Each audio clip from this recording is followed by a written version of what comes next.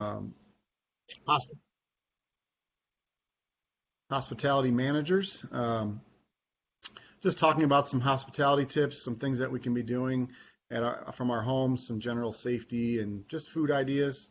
We're going to let this go for about 30 minutes, and I'm asking everyone to please mute your lines so that everyone can hear and there's no background noise. I'm going to do a little presentation to kick it off, and then we're going to use the chat box on the corner of your screen here to ask any questions. So once I go through about 15 or so minutes of just some culinary dialogue and things I wanted to share with you guys today, go ahead and type your questions in, and I'll scroll down and answer them. I'll answer them live. Sound good? All right. All right, so let's get kicked off. Again, my name is Jim. I'm at my home, just like most of you are, during this very interesting time of our work and hospitality careers, and just wanted to take this opportunity to continue to provide the hospitality service to you, even though it's from my kitchen table. All right, so I want to start off the session today with a little safety moment, and we'll do it for keep it culinary geared. So I want to just to talk about some knife safety. So I'm going to use a couple props here. As you can see, I have one of my home kitchen knives, and I'm going to talk about using one of these things if you're not familiar with it. Ooh, as I drop it. One of the things we do in food service to protect ourselves from any injuries is we use PPE, personal protective equipment.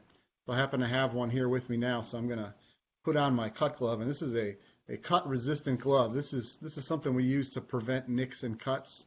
It does not prevent you from stabbing yourself if you're not careful, if you don't know what you're doing, but it does help us from a safety standpoint. And then we also use vinyl gloves to cover that, to protect the glove and to protect you, preventing cross-contamination when we're preparing food. So one of the tips I want to share with you guys today, I'm sure everybody who's on this channel today or watching enjoys food as a hobby or professionally. And so I just wanted to share some basic knife skills that professionals use to keep ourselves safe on a daily basis. So everybody knows what a knife looks like, right? This is just a basic kitchen knife. I think I bought this at Target or something like that. Not real expensive, but I get it professionally sharpened a couple times a year, and then I keep it up as maintain it myself at home. I recommend that if you don't know how to sharpen a knife, that you find a knife service nearby you. A lot of hardware stores do this. They usually charge a couple bucks a blade to do, and it's very much worth it. Once you sharpen your knives, if you've never done it, you'll definitely tell the difference. And trust me, it's a lot safer so that the dull blade doesn't get snagged on food product and then possibly cut yourself. All right, so there's two things I want to show you guys today. The difference between sharpening and honing a knife. Everybody thinks that this tool right here, most folks think that this tool right here is a knife sharpener. This is not a knife sharpener. This tool specifically is for honing the blade, and it's called a steel. All right, so if you look at a blade, there's an edge on it, okay, and it's got a pretty good bevel, and then it comes to a very fine point on both sides. Okay, so when you get your knife sharpened, it actually straightens the blade. All right, and sharpens that edge to give you a nice fine point. And what this tool does is it hones that very fine edge, okay? It straightens the blade from any nicks or cuts that you might encounter with different foods or cutting surfaces. Especially if you store your knives in a drawer, a lot of times the fine part of the blade will bump up against something else that's metal, and it'll actually knock the edge off your blade. Not necessarily dulling it, but it will take that fine edge off that's so important. So I just want to demonstrate how to properly use this. If you hold it at a 90-degree angle and then you just run your knife blade down it, you'll feel the knife drag. You'll feel how it's straightening that blade out. If you don't have one of these, you can purchase it anywhere you buy knives. I've seen them at Target. I've seen them at grocery stores. I've seen them at professional places as well, and I'm sure you can get online. Anyway, just a quick tip that sharpening your knife is very important, and that will keep you safe. All right, I want to share a couple slides with you guys. I want to show you a little bit some creative ways to prepare a meal out of what you have in your cabinet. And I know what you're going to think. You're going to, oh yeah, well you're a professional chef, no problem, right? Well, that is true. A lot of that does come into it, but where I found my passion for for my job, and what inspired me to pick this up as a career was because my parents cooked at home a lot. We didn't go out to eat very often. I have two younger brothers, and my mom and dad cooked for us pretty much every single day. So there was always something going on the stove. And my dad was actually a big hobby cook, so he would prepare this extravagant meal, go to the grocery store, buy all this stuff, and then we'd have all these leftovers in the fridge for several days. And we're kids, so we're not going to just go in there and whip up some meals or whatever. My mom was a master at that, so it was really a big inspiration for me to be creative, and that she would go into the fridge and pull out 5 or 6 ingredients from the fridge or the pantry or the freezer, and then like recreate a whole nother meal utilizing product that maybe my dad made this gourmet dinner out of. So I'm going to share the screen real quick. I want to show you guys some of the things that you can possibly do. So what we're looking at here on my cutting board is our dinner from last night. So I'll explain. So if you look at the bottom left-hand corner of the cutting board there, you'll see some green herbs. We used that cilantro for tacos a couple days ago, and it's pretty much to the end of the stems there, but there's still a lot of great leaves and flavor. And I didn't want to throw it out, so I just took it and I chopped it up real fine, and I can still use it as a garnish. It's got a lot of great flavor in it, and definitely has all the nutrients and the color that we're looking for to make a dish pretty and tasty. If you look at, we have a partially cut onion and some bell peppers. Again, these are things that we used for another meal, and they're just in my fridge now. What am I going to do with it, right? I have a half a bag of dry noodles right there. There's some spinach that we had left over from another salad we made. Those pesky little carrots that the kids didn't eat, they're still in good shape, so we gave them a good rinse. I'm going to put some knife skills on them and then create a noodle bowl out of it. Bottom right-hand corner, these are the steaks that we grilled. If you're following us on Slack, you see I grilled steaks the other night. We had a couple left over. What am I going to do with it? I need a protein for my noodle bowl for my family. You could use anything in this too, guys. I mean, if you don't eat steak, or you're a pescatarian, you like fish, or you're a vegetarian, the sky's the limit on this. And that's the idea, is I want you guys to be creative and just look around what you have, and then you can see what the results can be. So take a look at this next photo I'm going to post. This is the finished product here. So as you can see, I really just finely julienned or sliced the onions and the bell peppers. Here's the spinach. I chopped that up a little bit. I put in I like jalapenos. Who doesn't like jalapenos if you like spicy stuff? I threw some of that in mine here. Then you can see the steak is in there. I made a coconut broth out of these ingredients here. If you take a look, the coconut milk I had on the shelf, I had a little bit of yellow Thai curry paste laying around. And then this is just some chicken stock that I made a couple weeks ago out of, it looks like last week by the date there, out of some chicken bones that we had left over from roasting chicken. So again, this isn't a recipe. This is just some stuff that I had laying around. And then, I thought about what kind of a dish I could create from it. And then you guys can see the results here. All right. A nice, delicious meal, really light coconut broth, utilizing products that I have in hand. All right. And you can do this for just about anything. Another photo I posted on Slack had to do with these little guys right here. I'm sure you guys have all seen these before, right? Ramen noodles, all right? What couldn't be simpler, especially in these times? I'm not promoting these from a health and wellness standpoint. However, if any of you have been to college, you know that this can get you by in a tough time. And you never know, right, what we're going through right now. So we bought a bunch of these. We have them laying around just in case. And something that's as simple as this. So I just showed you this, extravagant bowl that I made with all these different ingredients. But the other day, I didn't feel like doing anything as far as lunch goes. So I took a pot of water, I boiled it, put it over this, and I added a little sriracha sauce and a touch of hoisin and a little pinch of sesame seeds. It was incredible. I couldn't believe it. I was eating it, and I actually had my wife taste it. I'm like, you wouldn't believe what I just made with this. And I haven't eaten these in years. So a little pro tip, you can turn these into everything and anything. I've even scrambled eggs and throw them in there too, to give it a little protein. So just a little tip on some other ingredients that we could use to create meals at our home. I wanted to share a couple other tips too. So I have another little slide to show you guys. Let me find it here. Where'd it go? That just had some tips and tricks on it that I've shared in the past. And I actually put this up on Slack as well, so you guys can take a look at it. But I just want to run through a few of them with you guys. And just, elaborate just a little bit. But these are just some basics that every cook should know. Every cook, and this was developed for a team building session that we would do in units just like on our campus.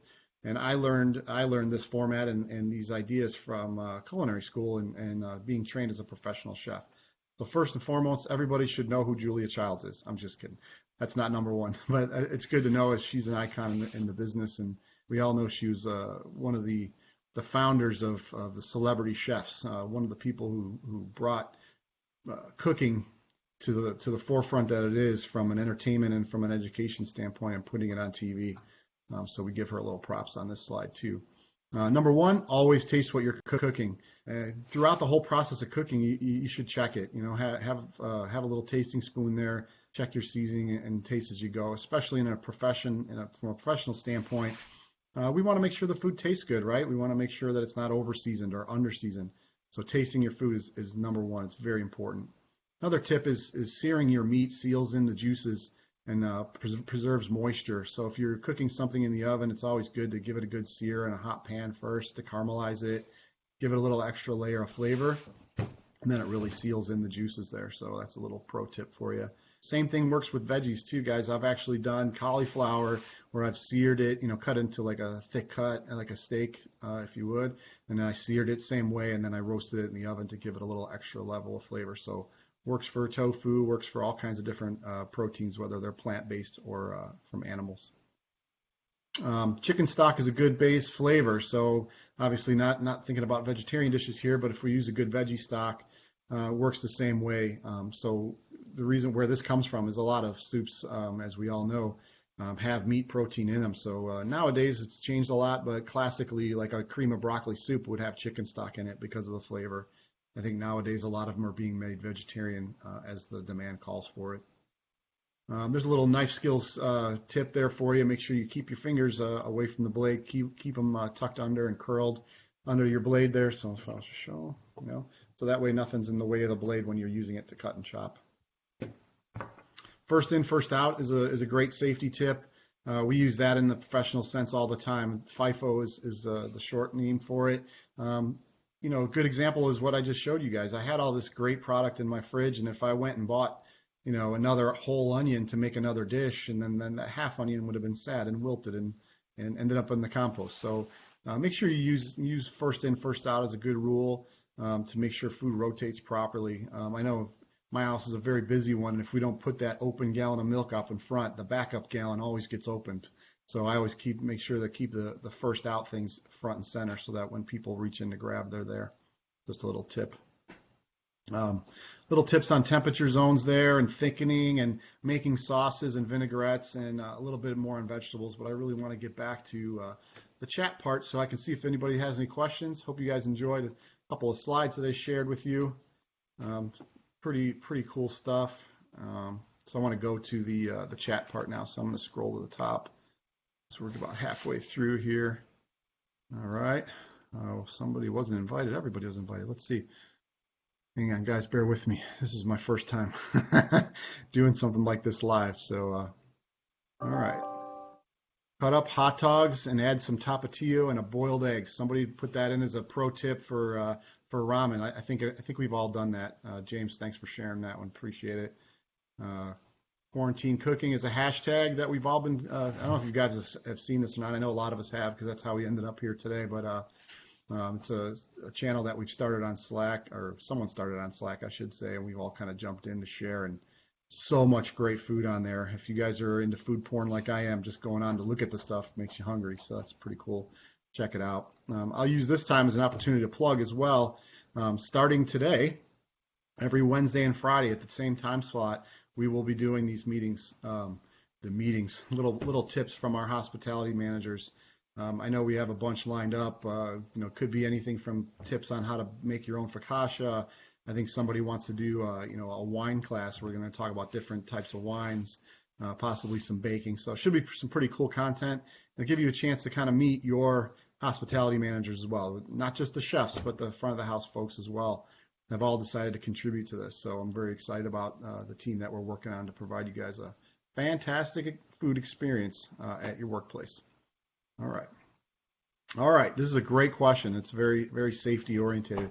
How long will leftover proteins last in the refrigerator?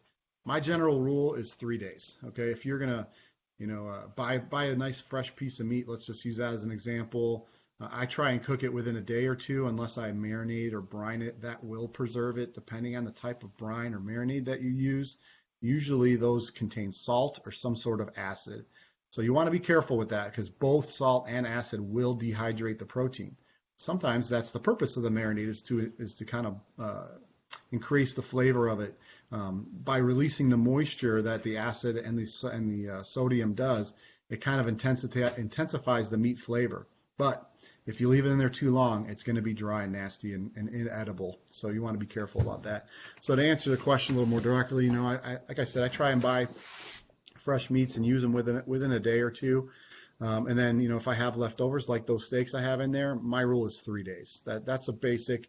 Can you get more? I know my mom used to leave it for a lot longer, and even my grandma and stuff like that, because I'm going to stew it and cook the heck out of it. It'll be fine. That can be true in some cases, but from a safety standpoint, I'm going to advise 3 days only. So, when I come home from work and I'm like, what are we making from dinner? I go back to that first in, first out rule, and I look at what's in there. What do we have? Oh, that chicken was from Friday, and it's Monday right now. Is it safe to eat? It probably is, but I wouldn't eat it on a salad. I'd probably cook it or throw it in a soup or something like that to make sure that any creepy crawlies that might have kind of naturally been growing in there, because it all happens, and that's why we want to prevent that. Food starts deteriorating and becoming inedible after 3 days, I believe. So you got to be careful with that. So that's cool. Um, yeah, find a creative way to use it before it goes bad, because we don't want to throw money in the garbage either. So making broth. All right, that's a good one. Let's talk about making a basic stock. This can go for fish, for shellfish, for meats like steak or chicken, or even vegetables. If you do a lot of vegetarian cooking in your house, I bet you've got some celery stems or some, parsley stems that are left over from your beautiful dish that you made. All of that stuff can go into a broth, and depending on what you're cooking. So think about it this way: it could be meat or vegetables. It's the thickness of the product. It determines how long you need to cook it for. So if you're talking about veal bones that are 3 inches thick, you're going to want to cook those simmering in water for at least 12 to 14 hours to really extract all the nutrients, proteins, and gelatin from veal or steak or beef bones rather. But if I'm making a vegetable stock and I've got some onion peels and some mushroom trimmings and some herb stems that I want to throw in there, you only need to simmer that for about an hour, because you're not going to get much more out of it. And after that, it'll actually break down the nutrients and the flavor of the vegetable stock. Yes, you're going to have kind of a thin broth when you're finished, but there's different ways to thicken it. In the tips that I shared with you guys, there's a couple different ones. If you're a vegetarian or you are gluten-free, you can use cornstarch, just equal parts cornstarch and cold water. Makes a nice, what we call a slurry. That will help you thicken any broth or sauce at any point in the cooking process. Usually at the end is best, because the thicker it gets, the more it might possibly stick to the bottom of the pot and sear up. So cool. Follow up. Okay, should we rinse chicken with water before we use? I believe so. I do that. Sometimes when you're at the grocery store, you open up that styrofoam pack and it kind of, ooh, what's that? Little bit stinky. That's usually just because of the gases that are naturally formed in the packaging. So you might open it up and go, oh man, it turned bad on me. That could be. So you got to be very cautious. So my tip to you is definitely rinse it under cold water. Give it a good rinse. For chicken, for example, sometimes you kind of like stick your thumb in between the bone and the meat and give it another little smell, just to make sure there's nothing off about it. If you think it's good to go ahead and cook it like you normally would. It's totally fine. If you're not sure, don't do it. That's my advice. Because if it really doesn't smell right to you, or, you don't want to feed that to your family. You don't want to eat that yourself. So the old saying is, when in doubt, throw it out, and that just goes back to preventing the waste and making sure that you're using things and planning your menus so you don't have that waste. If you know that you're only going to go shopping once this week and you need to buy proteins for the whole week, then you gotta plan yourself a little bit. You gotta put stuff in the freezer as soon as you buy it, and then you need to slack it out and thaw it properly before you use it. So you gotta plan your menus a little bit. How do we safely use handle raw chicken? Well, I'll share this tip with you as we're going to kind of wrap it up a little bit. But the number one cause of foodborne illness is cross contamination. Some of you probably know what that is. Some of you may not. Cross contamination, guys, is when you're prepping something and you're touching one thing that shouldn't be touched with another. So a chicken's a great example of that because salmonella is in chicken, and then maybe I'm going to chop up my vegetables for my salad next. So very important to have either separate cutting boards, wash and sanitize your cutting tools like your knife, or wash and sanitize your cutting board. What I usually do is I do all my veg prep, all my non-protein prep first. That way my cutting board doesn't have any meat or animal blood or juice or anything like that on there. I usually do that last or at a separate time altogether. So preventing cross-contamination is the key to preventing foodborne illness. So let me see if there's any more questions here. You guys chime in if you got any more questions. We got about 5 more minutes left. See. All right. All right, not too bad. Looks like we had about 30 people join and we got a bunch of questions put in. Thank you very much for that. So I just want to remind everybody, to tune in next week. Check out Slack. We're posting these. I believe this session's being recorded. You can go back and review or share with anybody you like via Slack. Check it out. Wednesdays and Fridays at 11. I'm sure you're going to see me again on these, but I'm looking forward to seeing what the other chefs and managers in the At Your Table team bring to this platform. It's going to be really cool. Have a great weekend, everybody. Be safe out there. Crazy times. Let's just all keep positive and be there for each other. Have a great weekend. Take care. Thanks for joining. Bye.